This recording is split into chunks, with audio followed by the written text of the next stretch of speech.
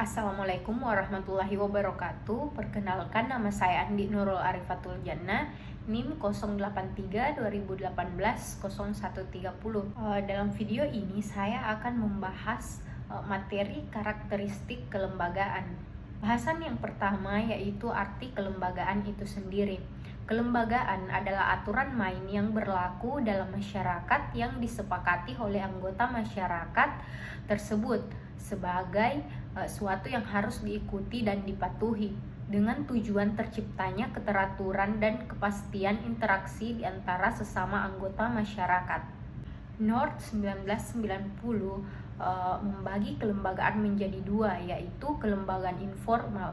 Kelembagaan informal ini adalah kelembagaan yang tidak tertulis seperti adat istiadat, tradisi, pamali, dan lain-lain. Dan yang kedua ini ada kelembagaan formal, di mana adalah kelembagaan yang tertulis seperti perundang-undangan, kesepakatan, perjanjian, kontrak, dan lain-lain. Berikutnya, Wolfgang Kesport dan Manfred Streit 1998 membagi kelembagaan berdasarkan yang pertama, kelembagaan internal adalah intuisi yang tumbuh dari budaya masyarakat seperti nilai-nilai kearifan lokal yang hidup di masyarakat. Yang kedua, kelembagaan eksternal adalah intuisi yang dibuat oleh pihak luar yang kemudian diberlakukan pada suatu komunitas tertentu, contohnya regulasi produk pemerintah. Dinamika kelembagaan. Kelembagaan atau institusi bersifat dinamis. Keberadaannya dalam suatu komunitas selalu berubah, beradaptasi terhadap perubahan yang terjadi dalam komunitas tersebut.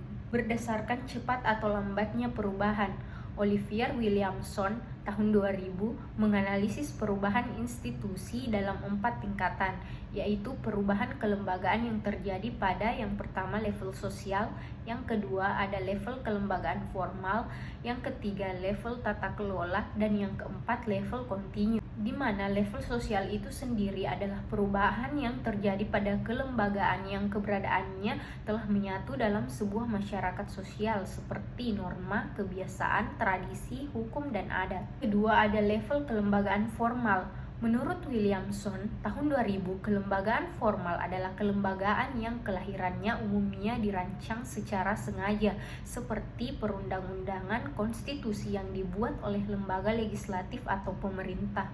Perubahan kelembagaan ini dapat berlangsung dalam kurun waktu 10 sampai 100 tahun.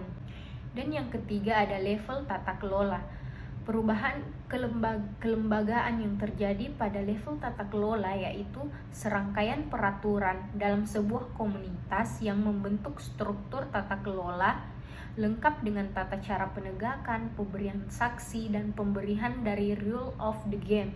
Perubahan pada level ini berlangsung relatif cepat, yaitu antara 1 sampai 10 tahun. Dan yang keempat ada level kontinu. Perubahan ini berlangsung kontinu atau sepanjang waktu, mengikuti perubahan insentif ekonomi, harga alokasi, sumber daya, dan tenaga kerja, atau perubahan mengikuti harga input produksi.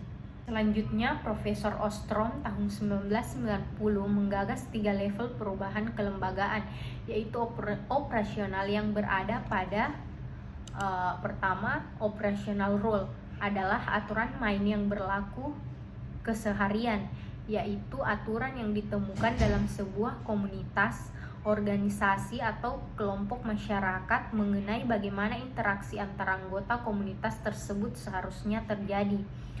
Yang kedua adalah collective choice rule, yaitu aturan mengenai bagaimana operational rule dibuat atau diubah, siapa yang melakukan perubahan, dan kapan perubahan tersebut harus berlangsung.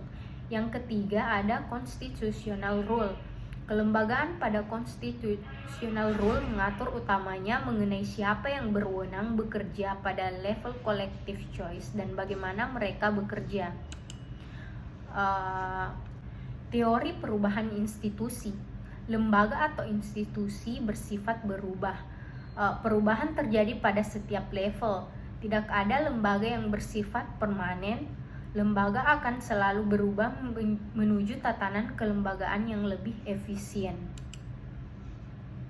Adapun teori-teori perubahan kelembagaan dibagi menjadi dua, yaitu yang pertama berdasarkan efisiensi ekonomi, yang kedua berdasarkan teori distribusi konflik.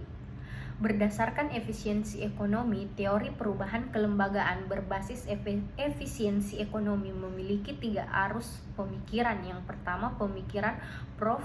Friedrich Hayek adalah perubahan kelembagaan bersifat spontan, tidak sengaja, namun merupakan hasil tindakan yang disengaja. Kedua, Posner, sebuah kelembagaan atau aturan berubah karena adanya upaya yang melindungi hak-hak kepemilikan.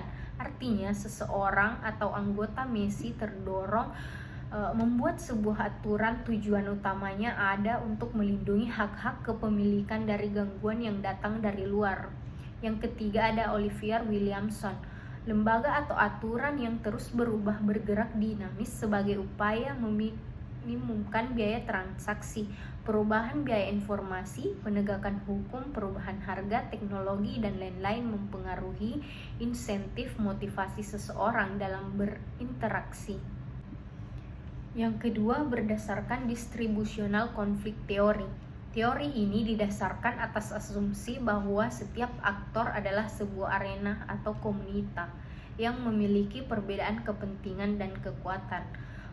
Perbedaan kepentingan ini merupakan sumber konflik, oleh karena itu sering ditemukan tarik-menarik dalam proses pembuatan undang-undang karena adanya perbedaan kepentingan dari setiap aktor yang bermain. Baiklah, itulah tadi beberapa materi dari karakteristik kelembagaan. Terima kasih. Assalamualaikum warahmatullahi wabarakatuh.